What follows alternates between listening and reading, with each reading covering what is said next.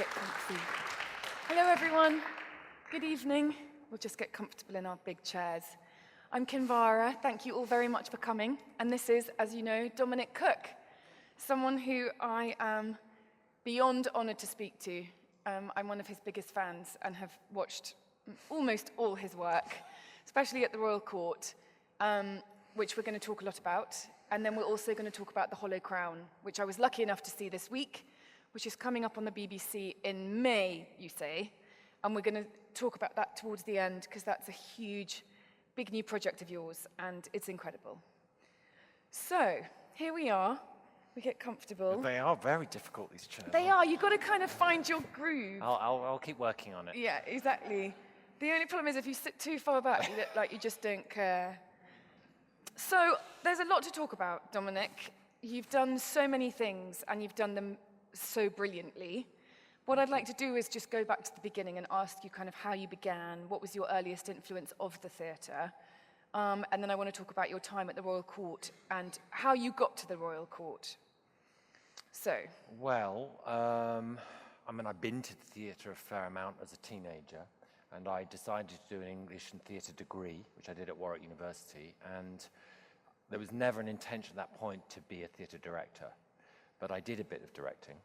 My first job when I left was as a runner on a TV show, and one of the abiding memories of that job was walking down a corridor and hearing people sobbing in the rooms off the corridor, and I thought, this really isn't my thing. And they were probably being not paid to sob. No, they were definitely not being paid to sob. It was a factual TV program, and it just the world of it didn't really appeal to me. And I thought, I've got no responsibilities. I need to have a go.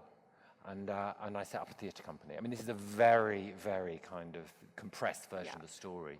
I set up a theatre company which I ran for about 2.5 years, and then I got the job called Panoptic, yeah. And we toured shows. I mean, I spent a lot of time raising money and running a business. I mean, we did it really properly. We paid people. We toured around the country. We raised a lot of money. We spent a lot of money. And it was a huge responsibility. I was only about 22 or 23. And we struggled to get enough public funding to really make it work. So we took a bit of time out. And at that time, I got a job at the RSC as an assistant. And that was an incredible break for me, because I worked with brilliant actors, amazing directors, and I couldn't believe that I was being paid to go into a rehearsal room and watch these amazing people work, and I took so much away from that. I still use a lot that I learned from the people I worked with at that time. And it was also a massive confidence boost, going into Anthony Sher's dressing room age 25 and giving him a note, and him listening and being interested in what I had to say was a remarkable thing. So, and from there I started to freelance. So that's really how it started. Okay, and then you had a play on at the Gate, which was a 18-hander promenade play, and that's when Nicholas Heitner came to watch it? No, it was Stephen Daldry. It's where my relationship with the court really started properly. I mean, I'd been, funnily enough, Sophie Okonedo, who is in this, was a friend of mine from the age of 16 years old. I met her at the Swiss Cottage Library, and she was in the Royal Court Young People's Theatre, and she dragged me along to Royal Court when I was like 18 to see some shows, and I saw some incredible shows at that time. So I knew that there was something exciting about that place. Obviously, then once I became probably interested in theatre, the two places that really excited me in Britain were the RSC and the Royal Court. And I did this show, I did a couple of shows a few shows in regional theatre, but I was really struggling. For about 2 or 3 years after I left the RSC, I really struggled to make a living. It's very hard. I mean, it's much harder now for young people, but to live in London and work in the theatre and try and keep body and soul together is not easy. And I did this show at the Gate, which was a German play called Hunting Scenes from Lower Bavaria, and it had 18 actors and an audience of about 50. And we did it. It was just it was one of those things. Toby Jones was in it, great cast. It was one of those things where everything just came together. We really went for it. It was very bold design. There was incredible movement work in it. The play, I think, is still really strong, and no one knew it. And it was this visceral, really intense experience. You have no idea when you're doing a show how it's going to come together. And I remember we were in previews for it, and the composer said, "This is really good." And people really started to respond to it, and it got incredible reviews. I mean, there was one review by Michael Billington, which was probably the best review I've ever had. So suddenly I felt like, I'd done something I felt that was true, actually, and the world liked it. And what happened was that, first of all, Stephen Daldry was running the Royal Court at that time, with incredible kind of spirit and success. And he had two associate directors there, Ian Rickson and James MacDonald. First of all, Ian Rickson came to see it. And about 2 nights later, James MacDonald came. And then Stephen Daldry came. And he asked me in to the court at that point. It was 1995. And he asked me to go and be in the script meeting, which is a weekly ritual that still goes on at the court, where the plays are debated and assessed. And the meeting at that time was incredibly high-powered, brilliant minds in that room. And I used to read the plays. The meeting used to be on a Monday morning, and I used to read every play twice because I was petrified about not being up to the mark and having my arguments, there. But I learned a hell of a lot, and I didn't actually get a show, but I was hanging around the court on and off for quite a long time.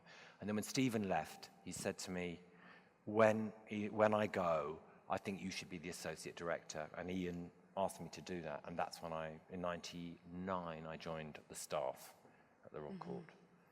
And when you were there with that group of people, was it a very has it changed that much now, or is the way in which a play is picked and a play is chosen and a writer is offered that stage? Do you think that is the same method that you would work with today, or was it very different then? There's a real continuity. I mean, the amazing thing about the court is there are a set of values there that were kind of inscribed in an amazing document by George Devine in 1956. It was a response to the Berliner Ensemble coming over and what European theatre was doing at the time, and the fact that the theatre in Britain was stuck in an Edwardian world. There'd been these amazing changes post-war, 1945, Labour government, NHS, welfare state, a massive shift in society, and the theatre was still the world of the French windows and the butler and the maid and all of that escapism. And what the court did was take the writers seriously and engage with the contemporary world. And the process of really putting the writer at the centre of the work is absolutely true now as it was then. So the writer is involved in every aspect of production, from the marketing copy to selecting the designer and director, and really having a massive influence on the production. In fact, some writers, Carol Churchill being an example, is there right the way through. Every day of rehearsal. Really? And very involved. But the debate and the seriousness around the selection of plays, that what happened at the court and happens at the court is really important. How do you select a play when you've got this many? I will just say I'm a huge fan of the Royal Court and went to drama school, didn't get an agent, wrote a play, and went to the Royal Court Writers Programme and wrote another play. And I'm a huge fan of the court, and I submitted my play as you do. But what do you know you want to work on a play within the first page, or do you read it for a week and then it stays with you, or how does something jump out at you? There are two criteria, really. One is the quality of the writing.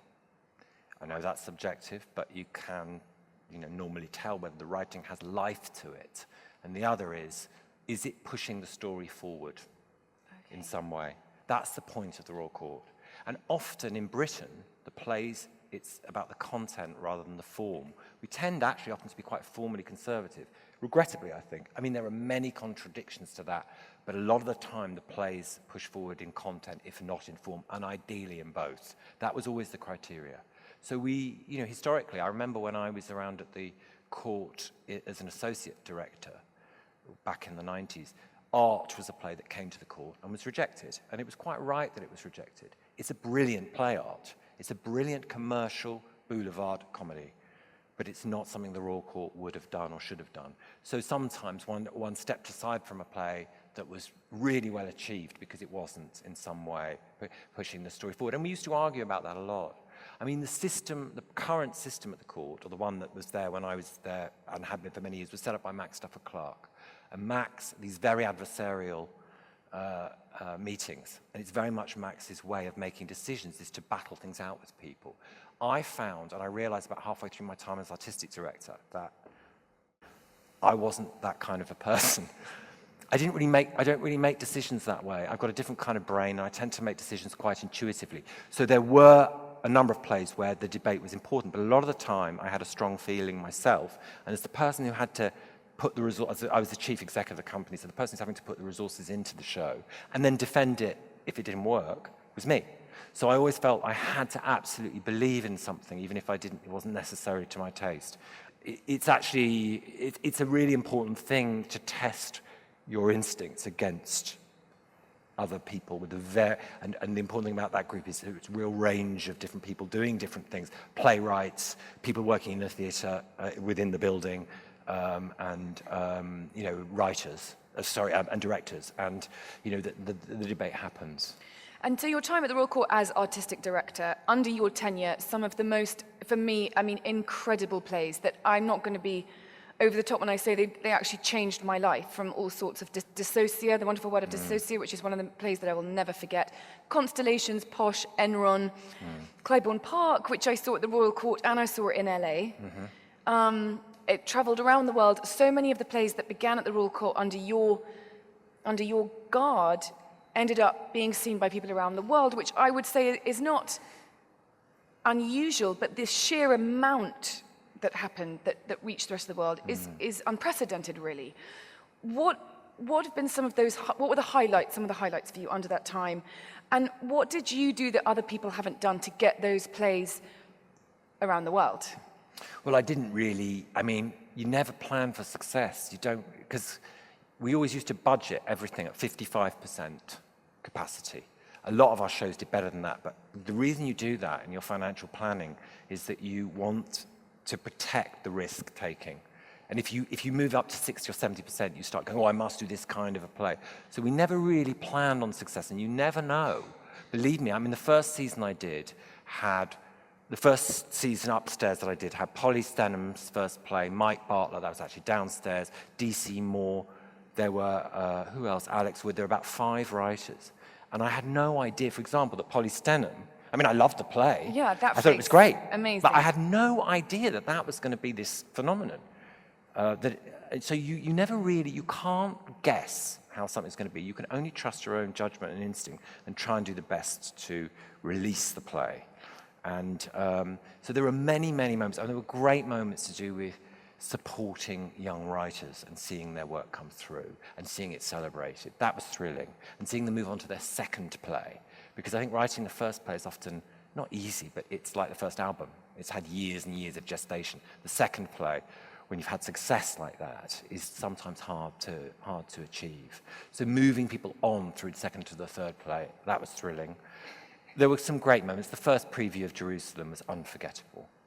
Absolutely unforgettable. And the audience just rising up at the end, and the connection between Mark Rylance, Jez, Ian's work, it was just so thrilling. The first preview of Clybourne Park was pretty incredible as well. I've never done a show as a director that had a first preview like that.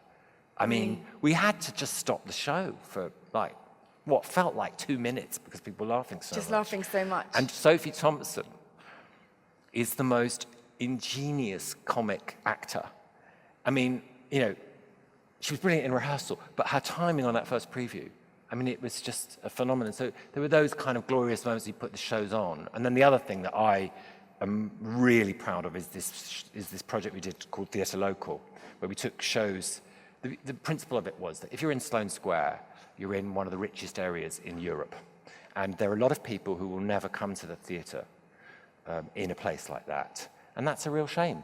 So we decided that what we would do is take the shows out of the building. And the first one we did was a show called Oxford Street. And it was a show that was set in a shop. And we got this empty shop in Elephant and Castle Shopping Centre. Within 2 weeks, we put it on there. And we charged £5.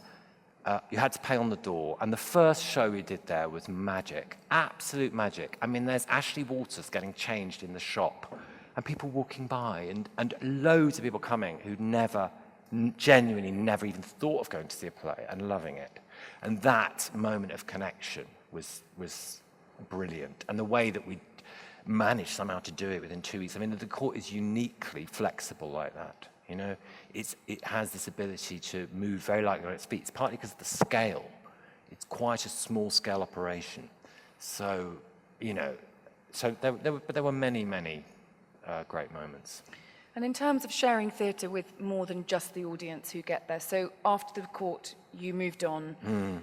I want to talk a little bit about that time, but we'd been speaking downstairs earlier about NT Live, the screening of theatre and putting that in the cinemas.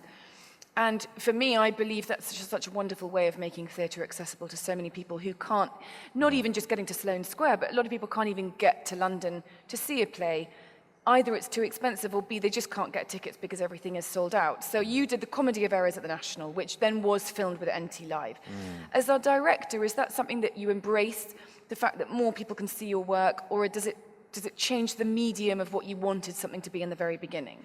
I think it was a revelation what Nick Heitner did with NT Live. I mean, he did some extraordinary things, and that was one of the most extraordinary because people were so skeptical about it for good reason.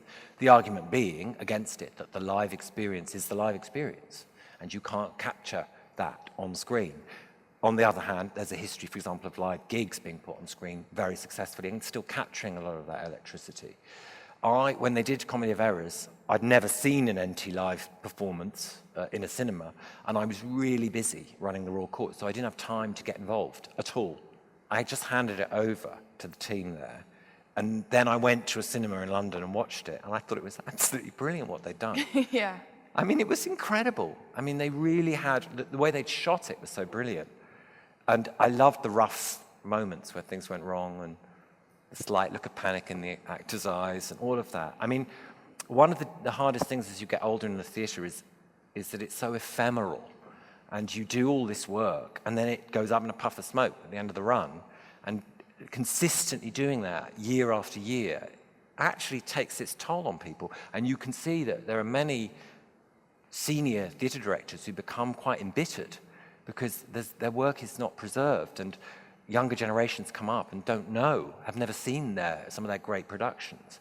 And for me, apart from anything, having a record of that work done to that high level is brilliant. And we had people, there were people in our show, for example, I remember one guy had family in Leeds, close family like his mum, who could no way afford to come down to London to see it. Yeah. And they loved it. So I'm all in favour of anything that makes the arts accessible to people, and there are ways of doing it that preserve the integrity of the work, and NT Live has shown, because it's been copied it's been copied by so many people very successfully. I'm all in favour of it. I think it's great. Okay, good. I think it's amazing. Okay, and then in between that, you've been directing The Hollow Crown. Well, you've been directing a few things, but this was your first foray into television, am I right? So with that, and I watched The Hollow Crown. The Hollow Crown is the second part. It's Henry VI, parts 1, 2, and 3 condensed into parts 1 and 2, followed by Richard III. And that will be on the BBC 2, part of Shakespeare 400, which is the 400th anniversary of his death this year. Lots of things going on. It is exceptional. I might sound like a sycophant. I don't care. It is exceptional. And the main thing I took away from it when I watched it the other night is that I understood it as clearly as I understand EastEnders, for example, which is no reflection on my ignorance. It's a reflection on your brilliance, because we've all watched so much Shakespeare on stage and on the screen, if it's Baz Luhrmann's Romeo and Juliet or something at the National. I have to say I still struggle to kind of really understand the plot. With The Hollow Crown, I really understood the plot, and the characters really came to life. So, enough about me. How did that come about? How did that come about? When is it coming on? Do we actually know that yet? And I want to ask you how different that process is for you. I know you're going to do more film. Do you miss theatre? Do you want to keep doing both? Or are you loving the big budgets of the BBC and you don't ever want to go back to the paltry budgets of the Royal Court? Well, it came about because I got a phone call from Sam Mendes. I was standing on Acton Central Station, and I got a phone call, and I thought it was about something completely different. I was expecting, when I saw his name on the thing, I thought he was asking me about something completely different.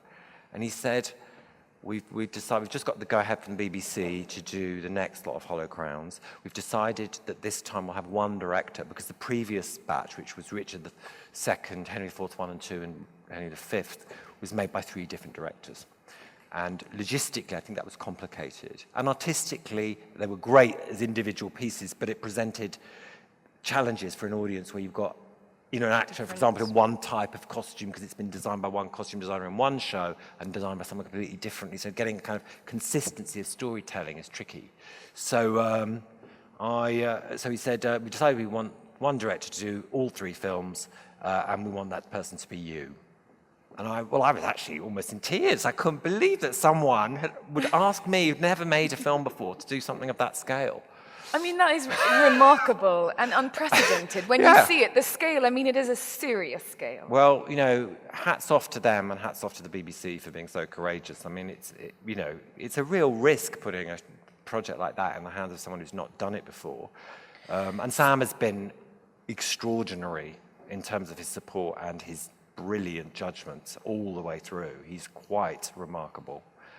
Brilliant, absolutely brilliant. And then there was a period of, well, should I do this? I mean, there was quite a lot of discussion about it. And actually, God, I've forgotten this, but they were planning on doing it, starting shooting in March. And I said, if it starts shooting in March, there is no way I'm going to be able to do this, because the scripts needed a huge amount of work, and they pushed the dates back. And then I had to do it. And you worked on the scripts as well. Yeah, you weren't just directing, you worked on the adaptation with Ben Power. Yeah. Yes. Yeah. So what is the creative process? When you're reading a play, you get that hunch, you get going, you take it into development, you work very closely with the writer. For something like The Hollow Crown, Shakespeare's words are there. Yeah. You need to modernize them to a certain extent. Yeah. What's the creative process then for you from that, where you've got words on a page, through to what I've seen with the most incredible locations in England, the most amazing actors? I mean, can we quickly just... Hugh, Bonneville, Benedict Cumberbatch, Keeley Hawes, I'm going to shame myself because I can't remember them all, Sophie Okonedo, Ben Miles, Tom Sturridge, who was fantastic. I mean, and the best coup, Michael Gambon doing one scene. Yes. That was brilliant. So how do you amass all those people? They obviously like you, but you've got the blank page through to that. What is the creative process for you to envision how you're going to do something like that? Well, I have to rewind a little bit because I've done a lot of Shakespeare. I was an assistant director at the RSC. I was an associate director under Michael Boyd for 4 years, and I'm an associate artist at the RSC. So I've done huge amounts, and then I assisted on loads, and I did loads of productions myself.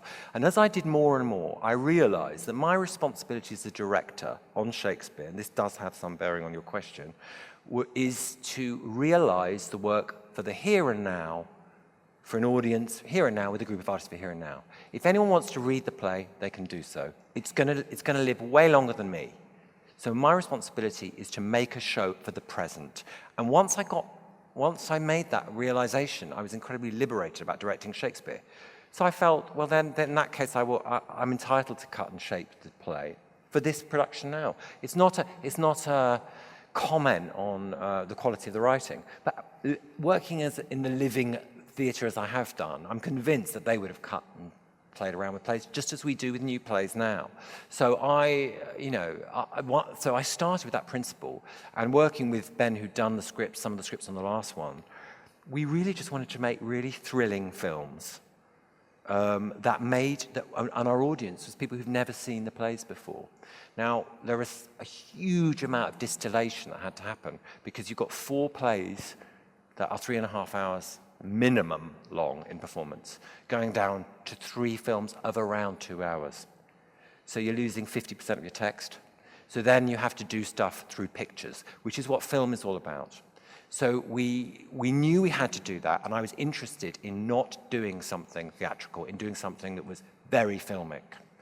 And we decided, I always like to know, in a way, when I'm doing a play or a piece of drama, what the real spine of it is, what the center of it is. If I can find that, I feel I can hang everything off it.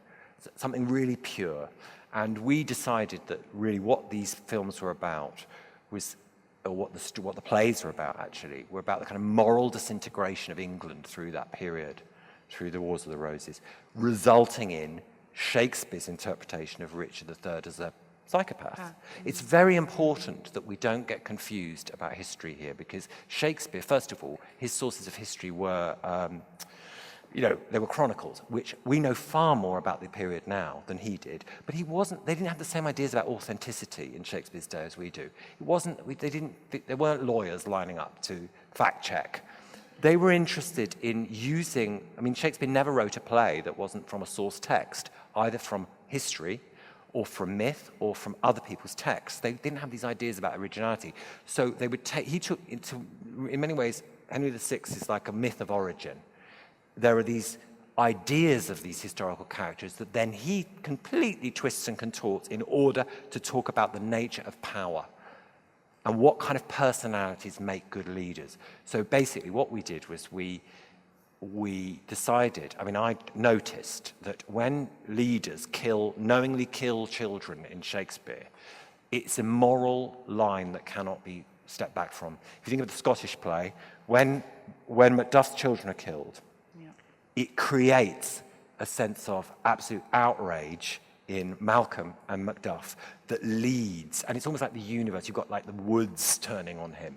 The universe cannot tolerate it, and it will turn back on that tyrant. The same thing happens in Richard III. At the point that he kills the two boys in the tower, actually it's more internal with him. It's really interesting. He stops believing in his ability, his right to be king. The minute he becomes king, he's undone. So we thought, well, let's work back from that moment of moral depravity, and we will rewind, and we'll make sure that everything in our films is about how that moral decay happens moment to moment to get to that point. And actually in history, when you look at Hitler, Stalin, the great psychopathic tyrants, the story begins 40, 50 years earlier. You can't understand Hitler without understanding the Treaty of Versailles, German history. You can't understand, Stalin without really having a grip on, what the Tsar was doing and how those structures were being recreated later on. So it was that principle, and that gave us a brilliant kind of way of going, well, we'll have to take that out because that's not serving that. Oh, right, okay. So, like, for example, in the original play, there's a huge amount of time given to Joan of Arc. And we decided that we would only focus on Joan when her actions impacted the unraveling of things in England. And it was just a really useful tool in a way. And then brilliantly done, her on the stake. I mean, I literally felt that I felt the pain. Yeah, so did I. Yeah, no, she was amazing. Laura was absolutely brilliant. And we melted a whole load of equipment that day. Oh, really? Yeah. The fire was so strong that we actually, there was the poor grip who'd brought all this extra stuff in to place the cameras on. All of it was wrecked because the temperature was incredibly intense. I think that's what I really, really felt, that one was really in it, even with the battles, and there are many battles. We're really in there. And I actually, as an observer of your plays at the Royal Court, have always felt very much in. Something you do that you don't create that wall between the audience and the joy of it is that the joy of it for actors and for the director is to imagine someone else's experience and to get yourself out of the way. It's not what you think about the person that matters. It's what is there in that text. How can you understand the world from their point of view? And the great writers take you into that. I mean, Arthur Miller is brilliant at this. His plays, you sit there and you go, I really agree with what you're saying. Oh, now I completely agree with what you're saying, and it's completely the opposite of that person because he works without judgment. You can't. I think it's to animate something and give it life. You have to stand back and try and experience and understand why people do what they do, including the really bad stuff like why people kill children, because people do kill children. It's happening right now, unfortunately. Yeah, and I think that's why this is so relevant. Like Shakespeare is always relevant, but if you look at even what's happening with Trump and Clinton, or anything, and you hear these leaders on the stage debating day after day, night after night, there are elements you go, oh, I get that, or you're appalling, and then, actually, you're not so appalling, you're appalling. Yeah. And it's so relevant now. When you're sitting down with all these, you've got these incredible locations, incredible actors. For you, in your mind, when you're building the story, do you settle upon the actor and then build everything around them? Or in your mind, are you building the scene of the battle and then fitting an actor into that scene, visually? Well, there were lots of different parallel things going on. I mean, one of the main issues with doing something like this is, how do you do 6 battles and 4 coronations when you've got 50 extras? So there are, I mean, this is the reality of the challenge. You've got to make it work, but you don't have the resources to do wide shots, for example. So I looked at a lot of war films, and I looked at the previous Hollow Crown to see what elements I thought had really worked and what things hadn't been fully achieved. And I realized that the best war, if you think about, for example, the incredible opening sequence to Saving Private Ryan, which amazing and was exactly what came to mind when I Oh, watched good. the Well, that's battles. good. We did something good then. Yeah. I mean, of course, they had incredible resources to do that, but it's a mixture of very wide shots and very subjective shots. So there's an amazing moment just before the landing when you're on the boat with the soldiers and you're just behind them, the camera's just behind them, and you can see the fear. And you can feel this kind of animal fear. And actually, I thought that was the first time I'd seen something on screen that made me think, my God, how terrifying that must have been for those people. How many of them died, you know? And and there's also an amazing moment in Apocalypse Now, which is just someone who's had their leg blown off, just screaming, and the camera kind of goes past them. So I thought a lot about those things and actually realized that with the resources and time that we had, the best thing to do was to try and bring the audience right into it. And are you enjoying the after process of the promotion that you're going to have to do and all things that come with this kind of juggernaut of a production? Or are you happier just with working with the actors? I'm okay doing that, but I'm much more... I mean, I love the post-production period on the films. That was brilliant. I mean, the control you have, it's miraculous for someone who is actually in the end in the hands of a group of actors and a stage crew night after night to go, I don't like that reaction. Let's have a different one. Or, I mean, the trickery you can do. I mean, we had a brilliant DOP, and he's been a cameraman for many, many years himself, camera operator. And he used to film the actors before we'd even called action. And we used quite a lot of that footage. Because we were so pressed for time, we used footage from we had extras from other scenes being put into reaction shots. And I mean, we did all sorts of things. We flipped shots around, which nowadays you can do really, really easily. So, you know, I loved the creative process of that. And we took out an awful lot of time from the films, changed the rhythm, we moved things around, we moved things back to front. I mean, I loved all of that. It was great. I had a great time with my editor. I had two editors, actually. I had a main editor, and we had an editor who worked on the battles, who was a genius. So, and if you're working with someone like Benedict, who's got stunts and he's wearing heavy costume and he's got a huge monologue coming up in a misty boat, how much do you rehearse with Benedict before everyone's ready to go? Are you sitting in London in a studio, or is it literally on the day, quick chat, off you go? With Shakespeare, you can't do that, and I insisted on having 6 weeks rehearsal, which we did. I mean, not everyone was available for that 6 weeks, but pretty much everyone, all the principals, I mean, there were 89 speaking parts, but pretty much all of the main actors had some rehearsal time. Some had a lot, like Sophie Okonedo, Tom Sturridge, a few others really rehearsed, you know, very thoroughly. And if I couldn't rehearse with them together, I'd rehearse them on their own. We had brilliant Jeanette Nelson, who's a wonderful voice person who came and worked with them on the text. I had a really great director called Simon Godwin, who's done shows with me at the Court, coming in and standing in for me when I was on recce so that the actors could just get practice. So they did have thorough rehearsal. And then when you're on the set, you have not that much time to stage the scenes, show them to the crew, and get rolling, because our schedule was insane. I mean, we had a schedule that was... Hollyoaks had more time to shoot than we did. Really? There was one day, one 24-hour period, where we shot 13 and a half minutes of screen time in one day. And so you've just got to be so deft. And, you know, I can't tell you how full of admiration I am for the crew that I had, because they wanted to get it done in this insane schedule. They worked so hard to make sure that we were shooting as much as we possibly could, you know, because you can't be spending time with actors sitting around when you've got a schedule which demands that you've cover that much footage. And it looked quite cold as well. I mean, it was cold. It looked, you know, It looked cold. How what do we call it? Pernickety are you about props and market stalls and what an extra's wearing? How far do you go into detail yourself, or how much do you delegate? It's a bit of both. I mean, we had a lot of conversation. I had spent an awful lot of time with the designer, an awful lot of time we worked through the set through the scripts in great detail, and we had a lot of time on recce's. We went on this bus around the country about 3 times, and then one of the most valuable things we did was I got all of the heads of department into a room for 2 or 3 days with the producer, and we read through the script and talked about every single scene. So we had everyone there together, and it's something I would always do. I think actually Roger told me that you should do this, and so I thought that sounded like a good idea. And it would just meant everyone was on the same page. So there was an awful lot of early, kind of very general planning. But I was shown a lot of stuff, but because of the scale of the project, I wasn't able to get into minute detail.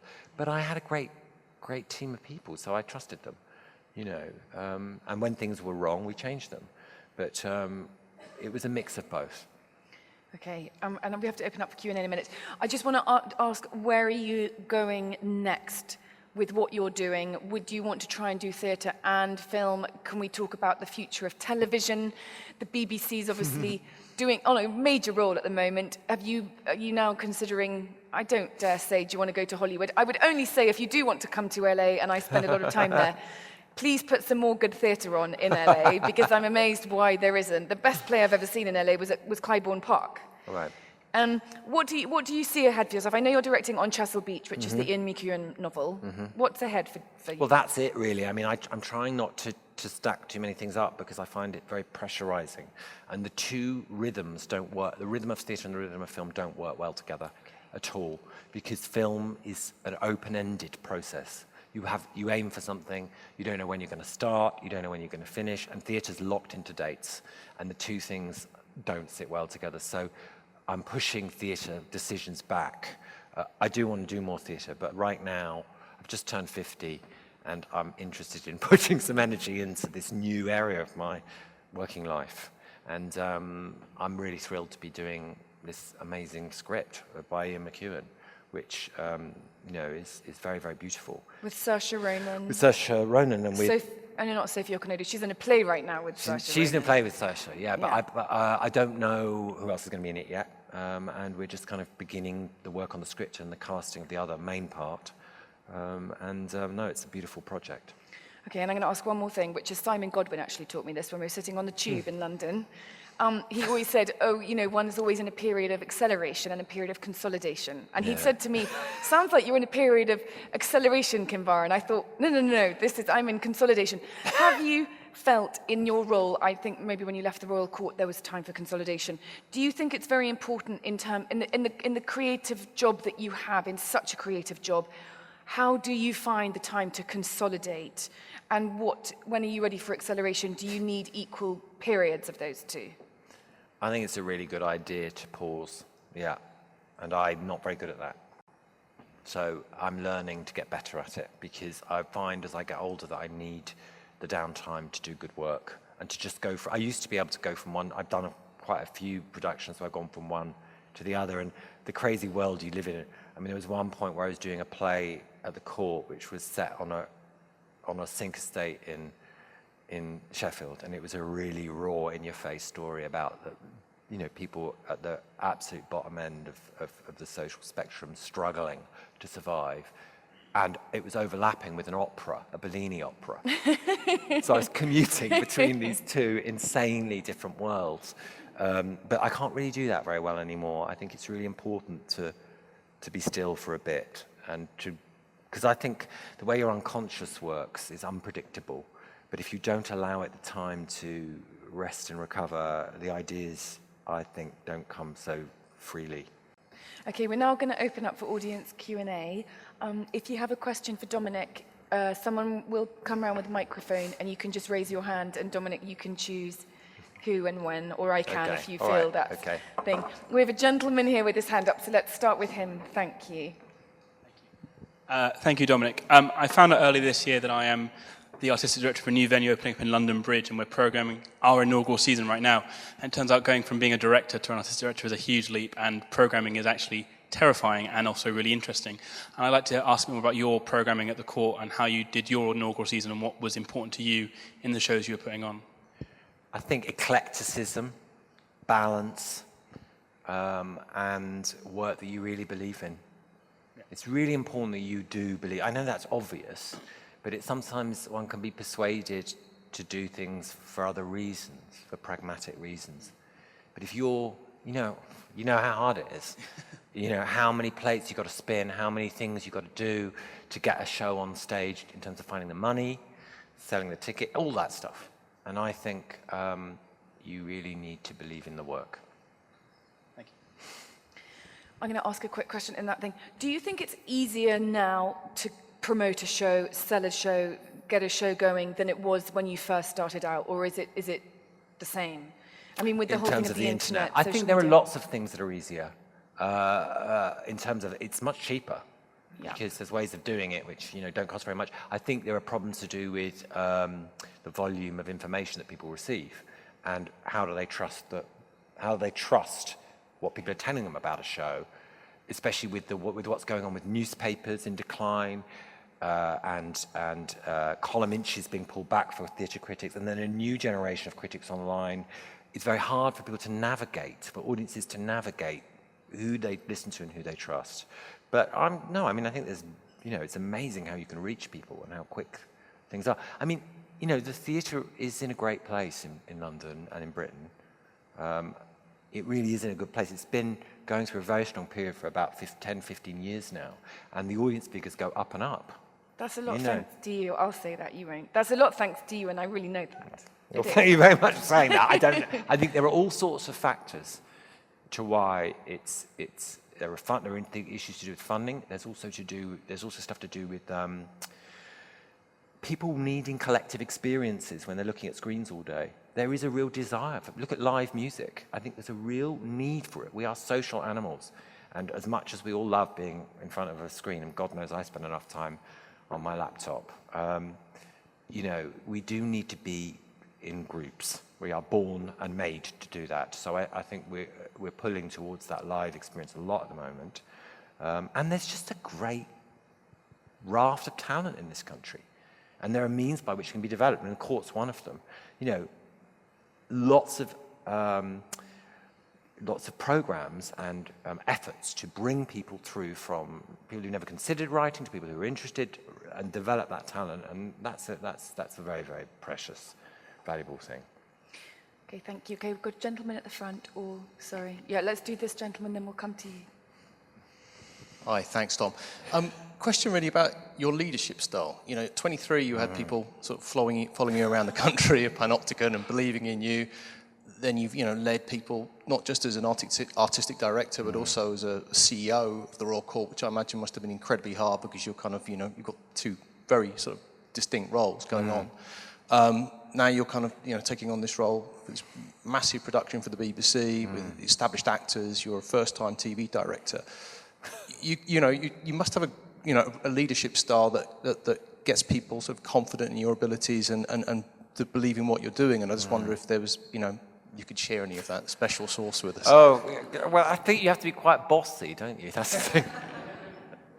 You do have to be quite bossy to be a director, and also most directors have some sense of leadership style, because you've got to stand in a room and lead some pretty complicated and very intelligent people. I think people underestimate often the incredible intelligence of most, certainly good actors. All good actors are very smart, and they don't suffer fools gladly. So you better be on your A game if you're going to lead a group of actors. I think the thing that persuades people and brings people along more than anything is conviction and passion. And one thing we haven't really talked about is that I was very influenced by my experience at university, really, and a group of lecturers who really opened me up to the idea that theatre has a function, and it really does, and as does all drama, especially in a time like the times we're in now, where we're so mistrustful of institutions and what we're told. We don't really believe what we're told by politicians, by the media. That art and drama have a very important function in changing the world and trying to make it a better place, even if it's just telling a story that's not been told before, or raising consciousness. And because I believe that what I'm doing is trying to feed that, I think that comes through probably. Because I think bad faith is also very infectious. And when you do things for the wrong reason, which I have done on a couple of occasions, it's like a horrible toxic gas that seeps out of you, and it's very difficult to pull back. So I haven't really yet thought about that too much, but I think conviction is very important. Yeah. Thank you. Lady here. Just going back quickly to what you said a minute ago about the state of the industry at the moment, You mentioned earlier about how you maybe went through some difficult times when you started out, and perhaps it might be more difficult now. Do you look at the industry at theatre now with any frustrations about the difficulties it can be to access theatre, whether it be as an audience member or as an actor or director, writer? Yeah, I mean, I still, to be honest, one of the things that has galled me most about what's been going on in Britain over the last 15 years or 10 years in recent times was I think, saddling young people with student debt for their fees is a disastrous and just a terrible idea, because I know that there are all sorts of beneficial ways of paying it back. But psychologically, to start your life with tens of thousands of pounds worth of debt is punishing people for wanting to grow and to be better. And it is not good for our society to do that. So I think that is the first thing that is really bad. It's really bad, and we should reverse it immediately, because it's already limiting the social profile of people coming into further education. I think it's a really terrible idea. Okay, more questions. We have to be really quick, so we're going to go time. Lady here, please, we'll do lady on the right and then lady on the left. I know we're going over time, but never mind. I appreciate that you were very brave at the Royal Court when you said F you to your to the people that you were asking about what you wanted to programme. How brave are you when it comes to casting? Because I feel, not particularly with things that you do, but with general telly and theatre, I see the same people again and again and again. And I don't think people spread the net very wide when it comes to allowing other actors, and there are, let's be honest, masses and masses of them out there, come through. So something like The Hollow Crown, all of those names I know very well, and I see them a lot. And I just wondered if you were brave in the same way and spread the net very wide when it comes to, well, something like your next project. Will you be looking at unknowns, or will it be another superstar? You always look at unknowns. I mean, I don't know what the word unknown means, but, the production I've just done at the National Theatre is, I don't know how many of those actors will be known by the public. Maybe one? Yeah, Sharon. So there's 12.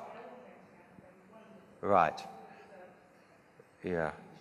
But they're not going to, I can tell you now that none of those actors will sell tickets. Maybe Sharon would sell tickets. So I've never made a decision, ever, on the commercial, on the bankability of an actor. I mean, all the actors I cast in Hollow Crown, I cast because I thought they were the best people for the job.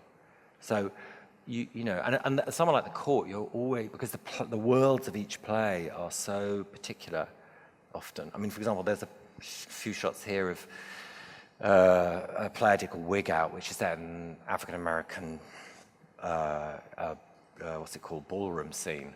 So you need people who can play transgendered actors, often mainly black transgendered actors. Well, you've got to reach out if you're going to find those actors.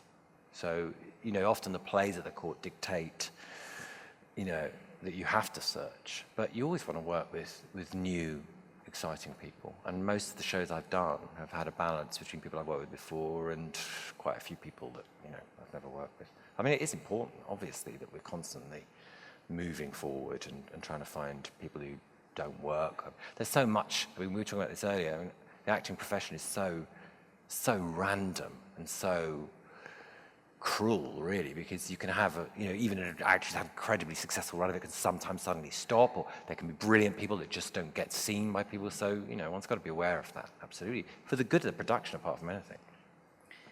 On that note, fine, but if you want to keep working with Mark Rylance, then please do. That's fine.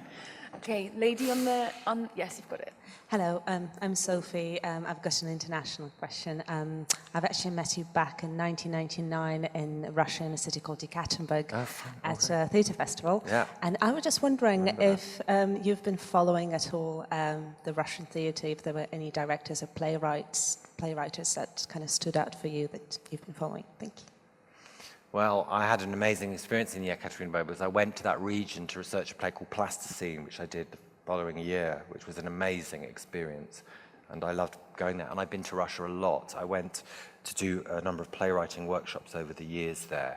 I haven't been in recent years.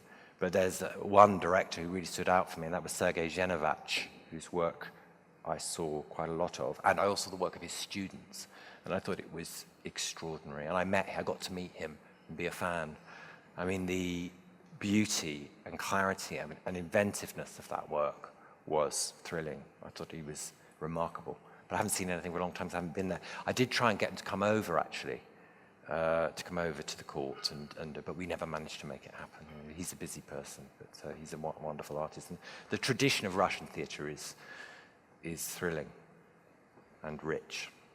And it's actually a world that people in London don't know as much of as some of the other European countries. Okay, we've gone over time, so we've got time for one more question. I did see a hand here, please.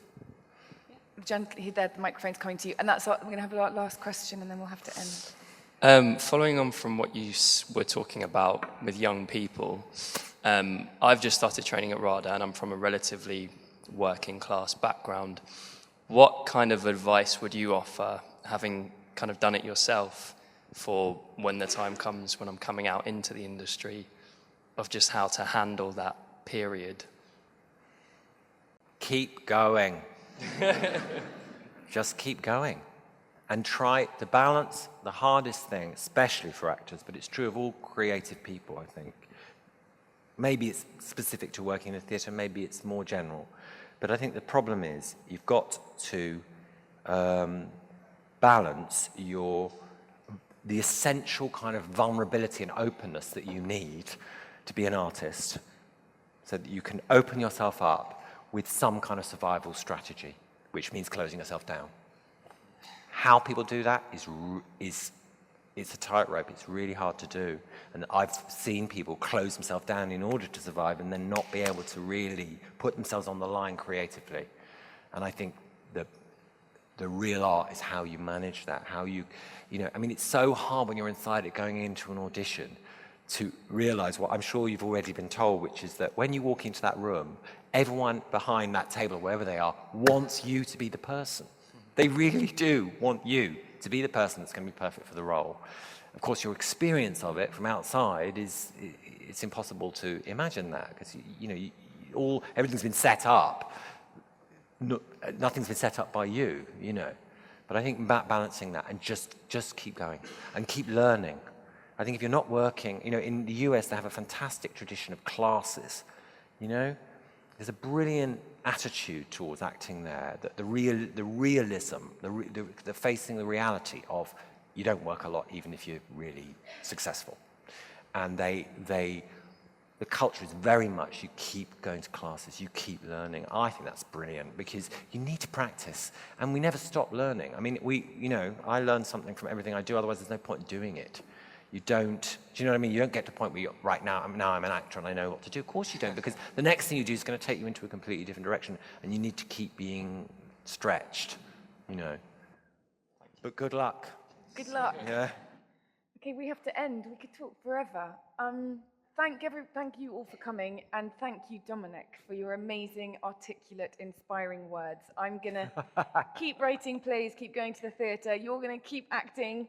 We'll see you soon on the screen. And thank you so much. And everyone, we look forward to the Hollow Crown on BBC Two. It is amazing. Thank you very much. Thank you.